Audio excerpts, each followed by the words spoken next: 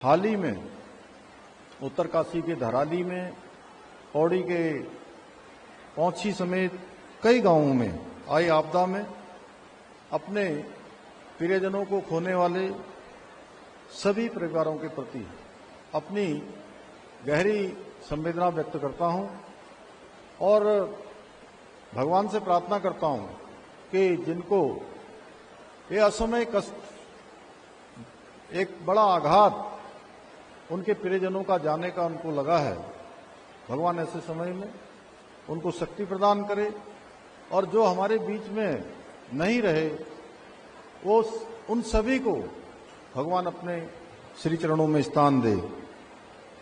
आज के इस अवसर पर मैं आप सबके माध्यम से आपदा प्रभावित क्षेत्रों के अपने सभी प्रियजनों को ये विश्वास दिलाता हूं, सभी भाई बहनों को, परिवारजनों को, कि हमारी सरकार आपदा प्रभावित क्षेत्रों में पुनर्वास कार्यों को पूरी संवेदना के साथ और तेज गति से करने के लिए प्रतिबद्ध है, संकल्पबद्ध है और हर परिस्थिति में सरकार उनके साथ खड़ी है।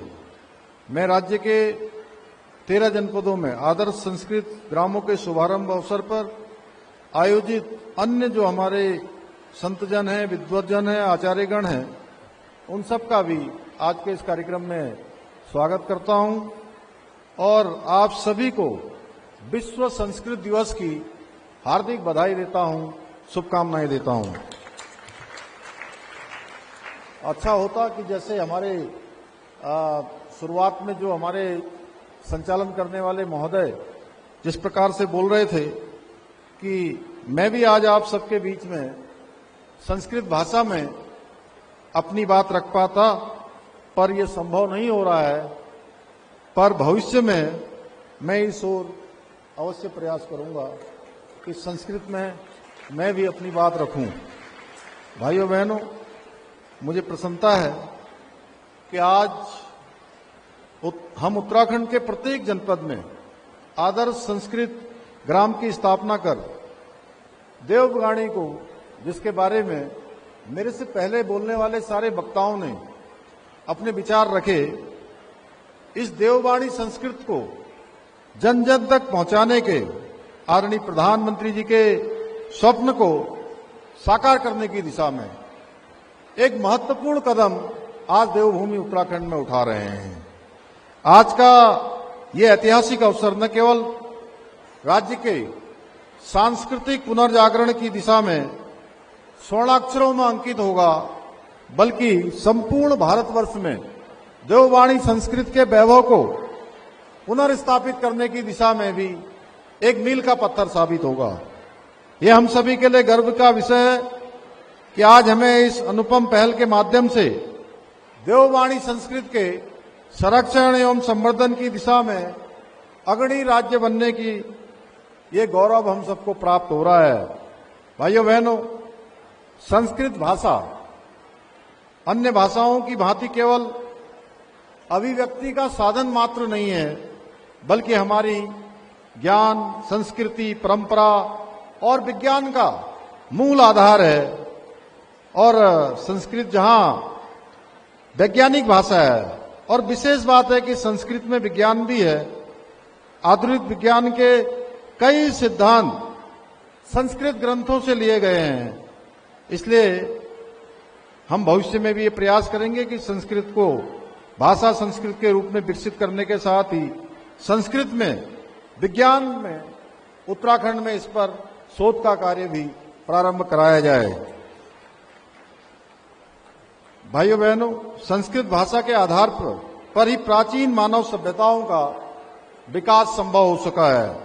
हम सभी को ज्ञात है, विश्व की अधिकतर भाषाओं की जड़ें किसी न किसी रूप में संस्कृत से जुड़ी हुई हैं।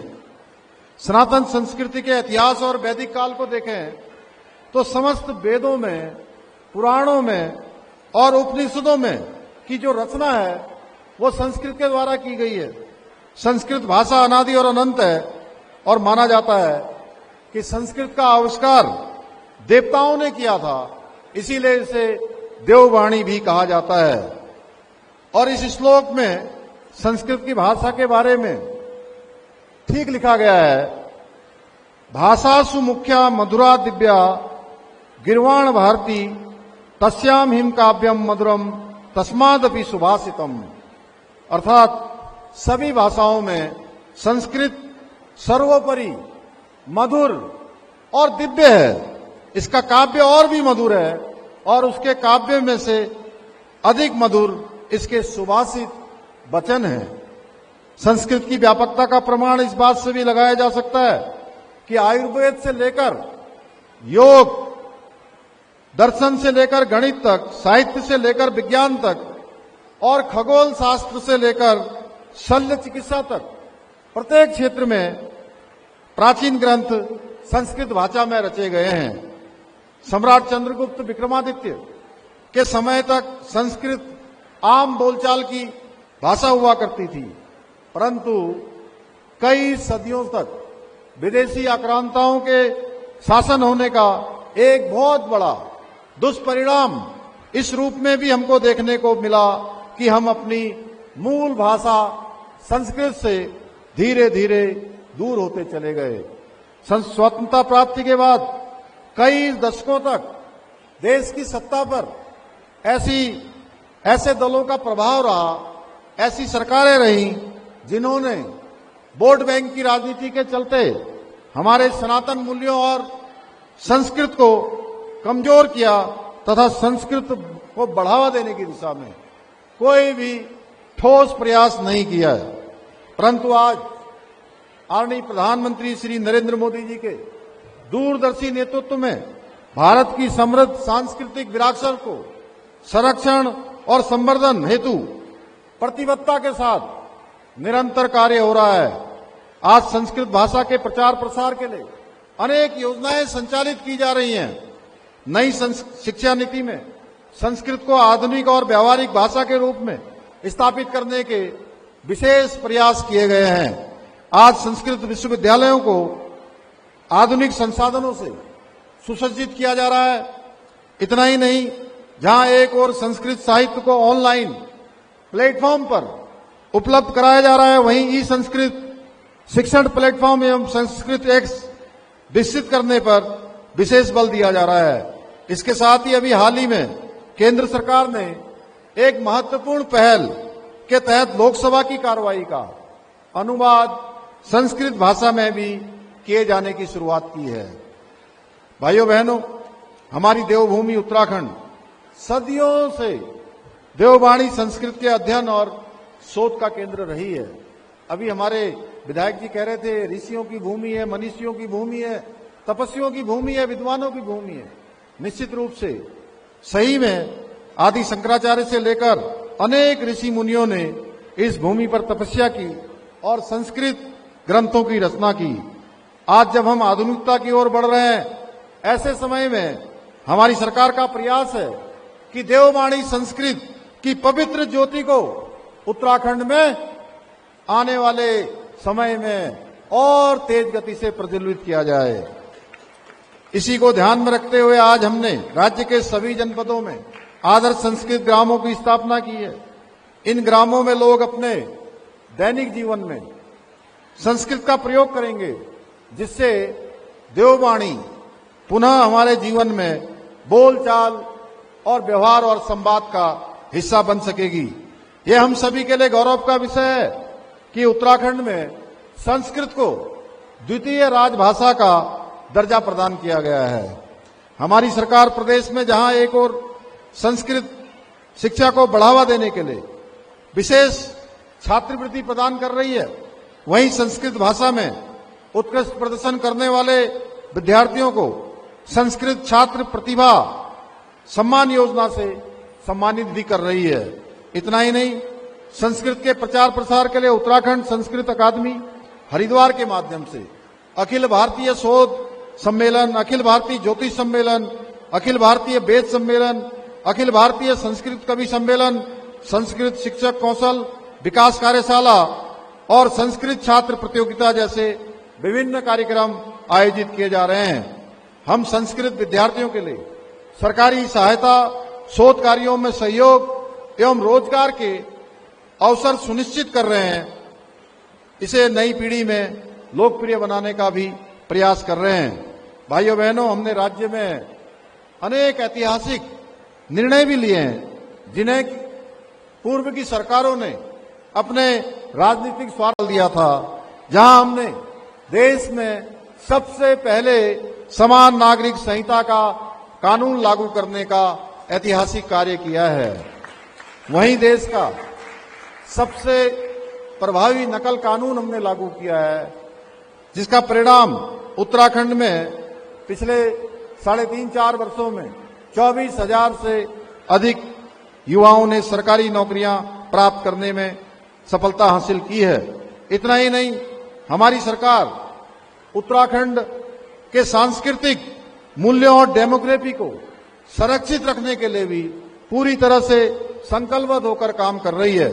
इसी संकल्प को ध्यान में रखते हुए जहां हमने एक सख्त धर्मांतरण कानून लागू किया है और दंगा विरोधी कानूनों को लागू किया है, वहीं लैंड जिहाद, लव जिहाद और थूक जिहाद जैसी घृणित मानसिकताओं के खिलाफ कठोर कार्रवाई भी सुनिश्चित की है।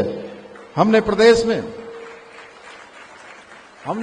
में लैंड जिहाद के खिलाफ कार्रवाई करते हुए 7,000 एकड़ से अधिक की सरकारी भूमि लैंड जिहादियों से मुक्त की है।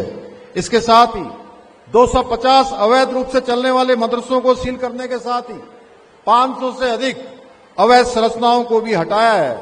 इतना ही नहीं, हमने छद्म वेशधारियों का उनका मूल स्वरूप निकलकर बाहर आए, वो किसी को ठगने का काम न करें, किसी को धर्म के मार्ग में बाधा बनने का काम न करें, सनातन को नुकसान पहुंचाने का काम न करें। ऐसे पाखंडियों को सामने लाने के लिए ऑपरेशन कालनेमी भी हमने प्रारंभ किया है। भाइयों बहनों, ऐसे पाखंडियों के खिलाफ सख्त कार्रवाई भी प्रारंभ हुई है।